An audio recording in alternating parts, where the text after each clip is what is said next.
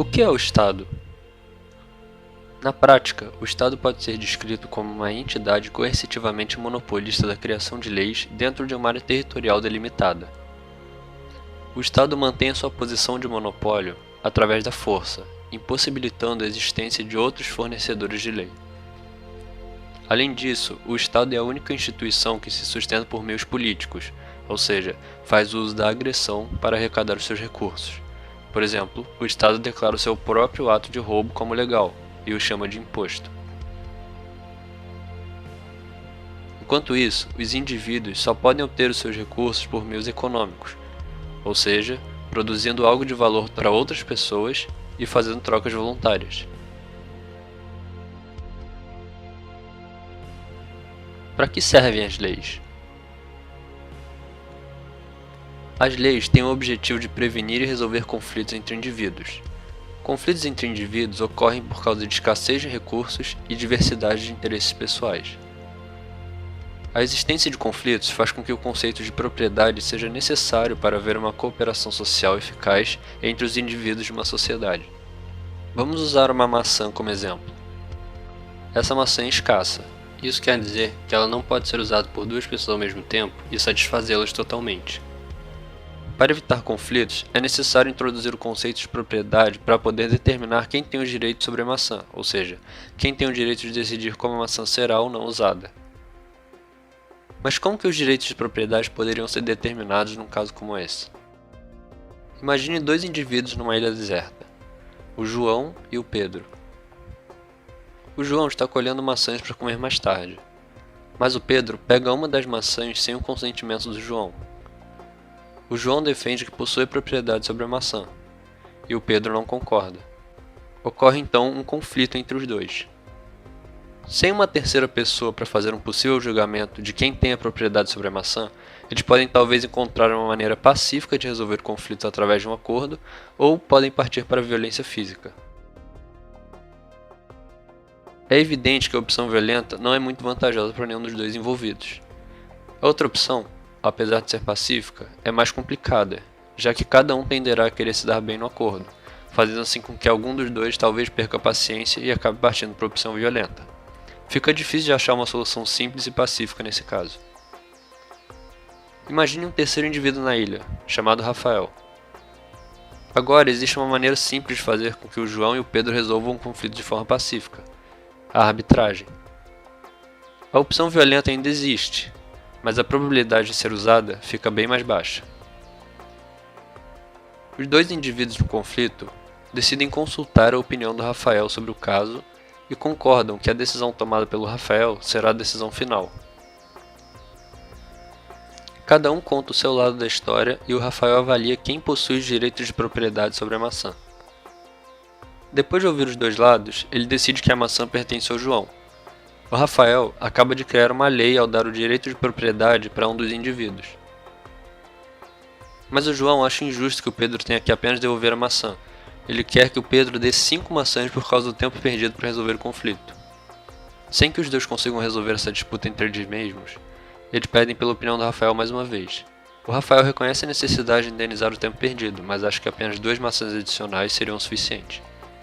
Como o objetivo do João e do Pedro era resolver o conflito de forma pacífica, de acordo com a opinião do Rafael, eles concordam com a decisão. Caso um deles não concorde, eles voltam a pedir a opinião do Rafael. Agora imagine que depois de alguns dias, um outro conflito ocorre nessa mesma ilha, mas dessa vez entre o João e o Rafael. Se eles não conseguirem resolver o conflito entre eles, eles podem recorrer à opinião do Pedro. Ao propor uma solução para esse conflito, o Pedro estaria criando outra lei. A mesma lógica segue para um outro possível conflito, dessa vez entre o Rafael e o Pedro. Quem criaria a lei para esse conflito seria o João. Na sociedade em questão, nenhum árbitro está numa posição privilegiada. É sempre um indivíduo externo ao caso que cria as leis. Não há monopólio da lei. Como seria então essa mesma sociedade caso houvesse monopólio da lei, da mesma forma que temos hoje com o Estado? Vamos voltar para a situação de um conflito entre o Rafael e o Pedro. O Pedro pede para que o João faça o julgamento para resolver o conflito. Porém, dessa vez, o Rafael diz que não, pois ele é o monopolista da lei. Só ele pode produzir leis e ele que fará as leis nesse conflito. A injustiça desse sistema fica clara imediatamente para o Pedro e para o João. O João chama o Rafael de ditador, pois esse sistema faria com que ele próprio julgue casos que ele está envolvido. Pedro diz que isso não é justo, porque dessa forma Rafael poderia criar qualquer lei para se beneficiar, inclusive uma lei que permite que ele roube. Rafael é o Estado. Porém, o Rafael só teria como preservar essa posição caso convencesse a sociedade que sem esse sistema não seria possível julgar conflitos nem criar leis, e teríamos então uma sociedade caótica. E é exatamente isso que a maioria das pessoas pensam hoje em dia quando o anarcocapitalista propõe uma sociedade sem Estado. A partir do momento que o Rafael consegue manter um monopólio das leis no território, ele se coloca numa posição acima da lei, já que ele é o único que faz as leis. Inclusive, faz as leis para ele próprio. Se levarmos em conta o egoísmo do ser humano, é evidente que ele aproveitará essa posição para criar leis que beneficiem ele mesmo, da mesma forma que os políticos fazem hoje. O sistema é mal estruturado e não tem como dar certo, pois depende do altruísmo e da honestidade de quem está nessa posição, uma verdadeira utopia. Agora vamos voltar para a sociedade onde não há monopólio das leis, e vamos imaginar que existem mais indivíduos nessa sociedade. Dois deles têm um conflito que eles não conseguem resolver entre si. Mas dessa vez, os envolvidos têm mais opções de escolher quem julgaria o caso deles. Existe competição na produção de leis. Quem eles escolheriam? O árbitro ideal é aquele que é imparcial e tem uma boa reputação por ser justo, honesto e sábio. Numa sociedade com a população ainda maior, algumas pessoas que possuem essas características podem tentar viver a partir de serviços de arbitragem. Eles podem inclusive criar firmas que vendem leis pré-estabelecidas ou serviços de proteção. Os seus consumidores serão indivíduos em conflitos que precisam de ajuda para resolver a situação. Os lucros dos árbitros dependerão da sua reputação no mercado. Caso algum deles ofereça um serviço desonesto ou tente virar um monopolista ou insistir em julgar os seus próprios casos e criar leis que o beneficiem, a firma ou o árbitro em questão rapidamente perderá sua reputação e os seus lucros, e provavelmente irá à falência. No sistema atual, caso o Estado faça um serviço ruim e desonesto, ou se torne uma ditadura, você não tem muito o que fazer. À medida que o número de indivíduos numa sociedade aumenta, mais concorrência surge, mas a lógica do sistema se mantém. Vamos ver como essa lógica de resolução de conflitos se aplicaria numa sociedade mais complexa.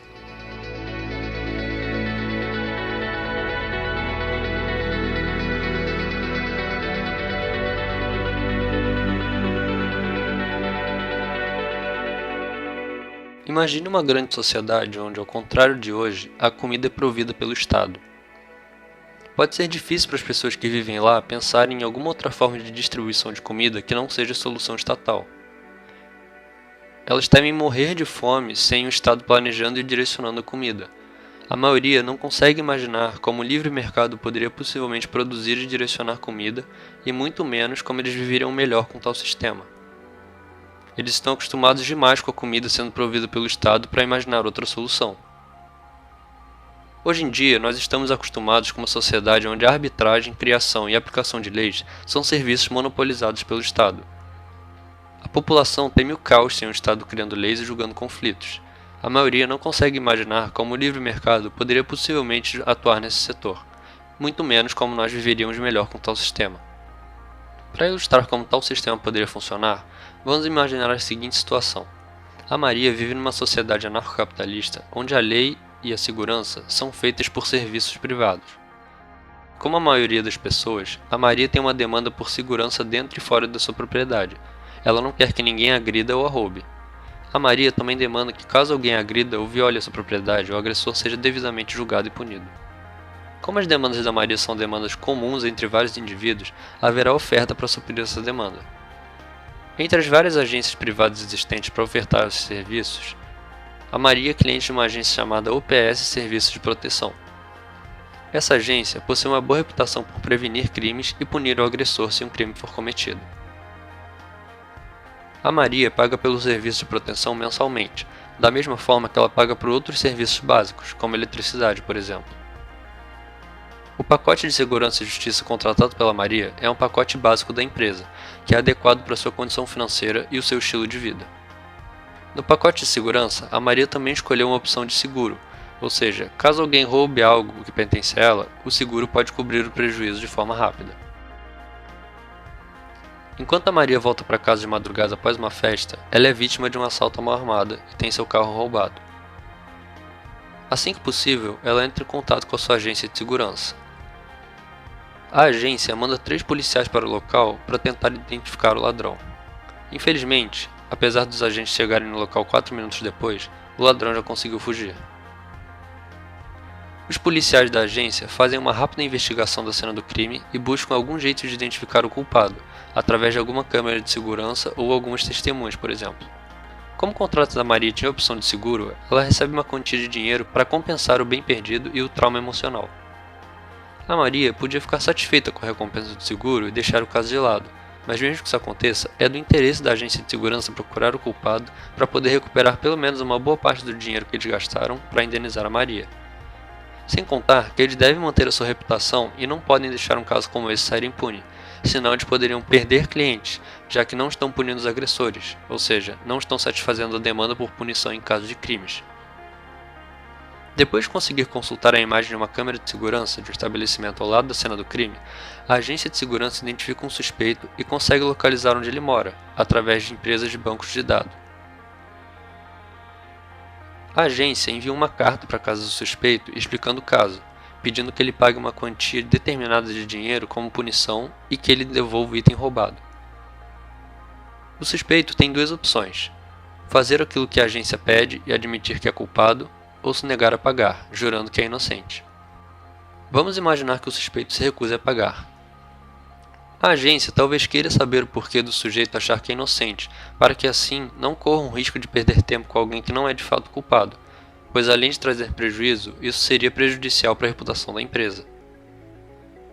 Após conhecer o lado do suspeito, a agência não se convence que ele é inocente e insiste que ele pague a multa e devolva o que foi roubado, ameaçando usar a força caso ele não faça isso.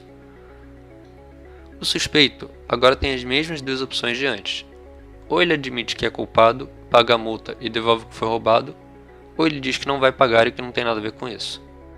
Caso o suspeito escolha que não vai obedecer, a agência de segurança usará a força para recuperar os bens roubados e aplicar a punição. Mas e se o suspeito for cliente de outra agência de segurança? Ao receber uma ameaça da agência contratada pela Maria, o suspeito liga para sua agência de segurança, chamada Grupo de Segurança Inteligente. O suspeito diz que é inocente e que está sendo ameaçado injustamente pela OPS Serviços de Proteção. Então, a agência do suspeito entra em contato com a outra agência para discutir a acusação. A agência do suspeito quer evidências claras do crime. Após ver as evidências, as 2 agências podem concordar que o suspeito é de fato culpado. Nesse caso, a agência do suspeito não vai protegê-lo, pois essa agência não quer perder a sua reputação ao proteger bandidos e também porque não protegê-lo significaria não gastar dinheiro. O suspeito ficará sujeito às ações da outra agência e vai ser financeiramente punido e terá sua propriedade invadida à força para recuperar o bem roubado. Mas e se a agência do suspeito achar que ele é inocente? Agora existe um conflito entre as 2 agências e elas não conseguem entrar em acordo. Percebam que nesse caso, as agências estão na mesma situação de conflito que no exemplo dos 2 indivíduos na ilha deserta. As agências podem talvez encontrar uma maneira pacífica de resolver o conflito através de um acordo ou podem partir para a opção violenta. Como no caso da ilha deserta, é evidente que a opção violenta não é muito vantajosa para nenhuma das 2 agências, já que isso traria danos materiais, mortes e um resultado incerto. Mas mesmo que uma das agências quisesse optar pela opção violenta numa sociedade grande, isso seria praticamente impossível. Por quê? Bom, é muito simples. O uso de violência geraria um custo altíssimo para a agência e um aumento de risco de vida. Por consequência, ela teria que aumentar os seus preços. A agência fica mais cara e mais violenta que as concorrentes e as condições de trabalho dos empregados pioram por causa do alto risco de vida. O preço alto e a violência afastam clientes e eles vão para as empresas concorrentes mais baratas e pacíficas. Afinal, ninguém quer ter violência ao seu redor e ainda por cima ter que pagar caro por isso. As condições de trabalho ruins afastam os empregados da agência, que passam a procurar emprego nas várias agências concorrentes, onde não há um constante risco de vida. Não existe demanda geral por causa de violência na sociedade. Como hoje em dia, as pessoas só querem viver a sua vida tranquilamente. Sem clientes e trabalhadores, a agência irá falir em questão de dias, ou até mesmo horas. A opção violenta é economicamente inviável. Podemos concluir que as duas agências têm todos os incentivos para encontrar uma solução pacífica e mais barata para o conflito. Para resolver esse conflito de forma pacífica, as duas agências contratam uma empresa de arbitragem chamada RDC Arbitragem para tomar a decisão final sobre o caso. Essa empresa é especializada na resolução de conflitos entre agências de segurança e possui uma boa reputação no mercado. A empresa de arbitragem analisa as evidências e declara o suspeito como culpado. Como combinado, as duas agências aceitam a decisão e a agência do culpado deixa de protegê-lo nesse caso. Inclusive, dependendo do contrato, a agência pode até romper o contrato de forma permanente para evitar esse tipo de problema no futuro. Agora, sem ninguém para proteger o culpado do crime, a agência da vítima usa a força para recuperar os bens roubados e cobrar uma multa como punição. Caso o culpado não tenha dinheiro à vista para pagar a multa, é provável que a agência aceite um pagamento parcelado. Se o culpado estiver desempregado e não tiver como ser punido financeiramente, a agência pode tentar puni-lo de outra forma, como por exemplo mandá-lo para um presídio, onde ele provavelmente teria que trabalhar para se sustentar e para pagar a multa. As penas e leis gerais numa sociedade anarcocapitalista dependem em última análise das demandas gerais da população, e pelo que podemos observar hoje, crimes graves muito provavelmente seriam inafiançáveis e os culpados iriam direto para a cadeia. Eu vou explicar isso mais para frente no vídeo. Voltando ao crime em questão. O crime cometido será registrado pelas empresas de registro público, onde qualquer um pode acessar, via internet por exemplo, os antecedentes criminais de determinada pessoa. A reputação do criminoso fica permanentemente manchada, fazendo com que ele seja boicotado por indivíduos e empresas, e principalmente pelas agências de proteção. Ou seja, mesmo que o criminoso não seja preso, a vida dele não será mais a mesma. Numa sociedade anarcocapitalista, existe incentivo econômico para se punir criminosos, o que não é o caso do nosso sistema atual. Na sociedade estatal que vivemos hoje, não importa se os criminosos são ou não devidamente punidos, já que o Estado é um monopólio e não atua com um sistema de lucros e prejuízos. Se alguém não se sentir seguro com o serviço estatal, não tem o que fazer, enquanto que numa sociedade anarcocapitalista você pode contratar uma agência concorrente e assim as empresas ruins iriam à falência. Ao depender da boa vontade de seres humanos para funcionar corretamente, a solução estatal é de fato uma solução utópica para o problema. Nessa situação usada como exemplo, as agências de segurança fizeram elas mesmas os serviços de seguro, investigação e aplicação da lei, mas esses serviços podem ser providos de forma independente e as empresas trabalhariam em conjunto através de parcerias. Mas como isso será de fato estruturado não importa, já que não afeta a base lógica de funcionamento do sistema e nem distorce os incentivos.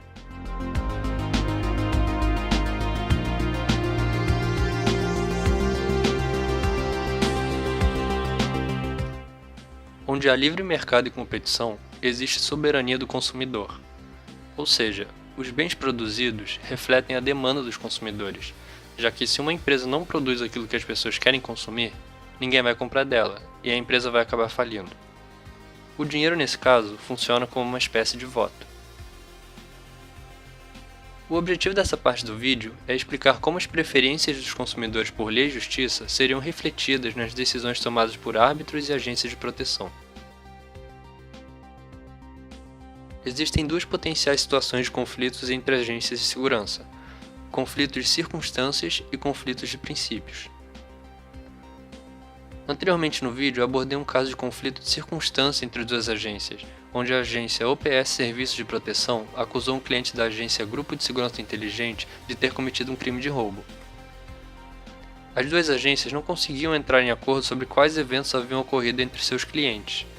Para resolver o conflito de forma pacífica e barata, já que a opção violenta é inviável, eles contrataram a RDC Arbitragem para julgar o caso. Mas no caso exemplificado, não havia discordância de princípios entre as duas agências. A OPS Serviços de Proteção quis punir o criminoso com uma multa, e a agência Grupo de Segurança Inteligente não fez nenhuma objeção sobre a punição. Mas e se eles tivessem discordado sobre esse ponto?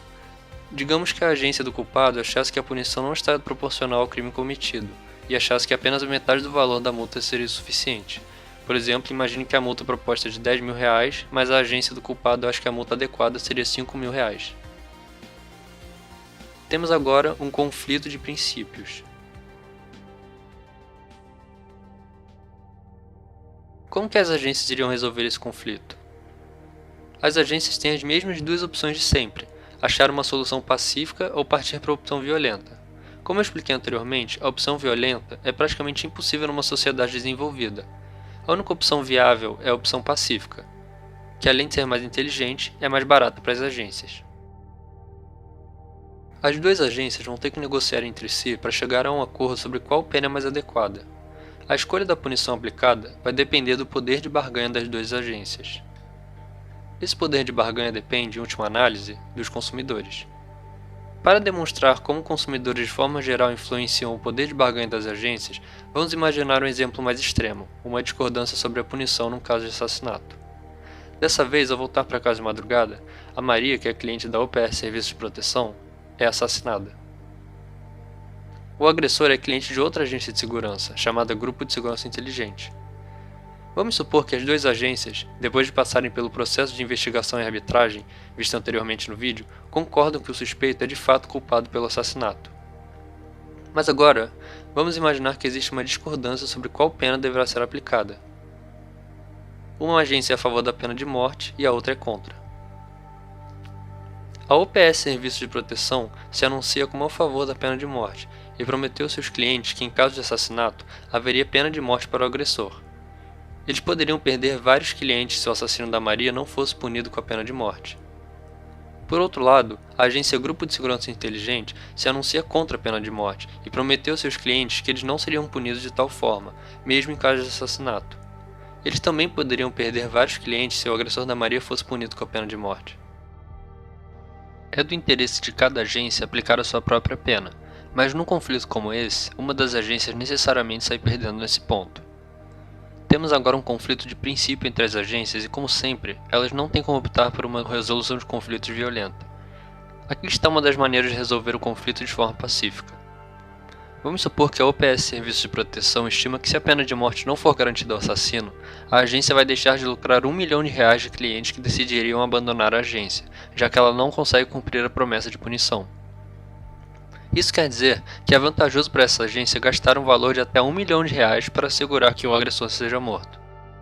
Similarmente, a Grupo de Segurança Inteligente estima quantos clientes eles poderiam perder ao não proteger o cliente da pena de morte. Digamos que eles estimam que essa perda de cliente equivale a uma perda de R$500 mil. Então é vantajoso para essa agência gastar até R$500 mil para evitar a pena de morte. Então os dois lados tentam negociar. A agência a favor da pena de morte oferece um pagamento de R$800 mil para outra agência caso eles aceitem a lei da pena de morte nesse caso. Esse acordo vale R$200 mil para a UPS Serviços de Proteção. A outra agência aceita a oferta, afinal, se as suas estimativas estiverem corretas, eles ganham R$300 mil.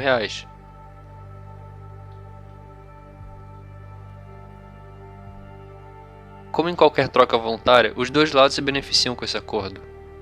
Como resultado, a agência do agressor não vai mais defendê-lo, e o agressor é executado.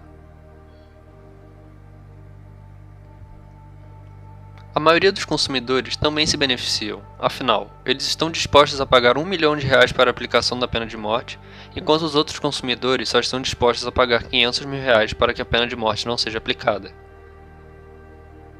O conflito de princípios entre agências de segurança foi devidamente resolvido de forma pacífica.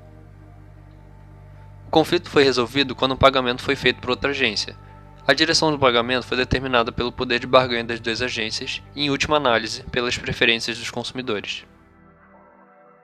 Se as duas agências forem grandes e bem estabelecidas, elas provavelmente terão acordos prévios sobre o que fazer quando houver um caso de assassinato entre seus clientes. Por exemplo, a UPS Serviços de Proteção poderia fazer pagamentos anuais para outra agência, e assim fazer com que a pena de morte sempre seja aplicada num caso de assassinato entre seus clientes.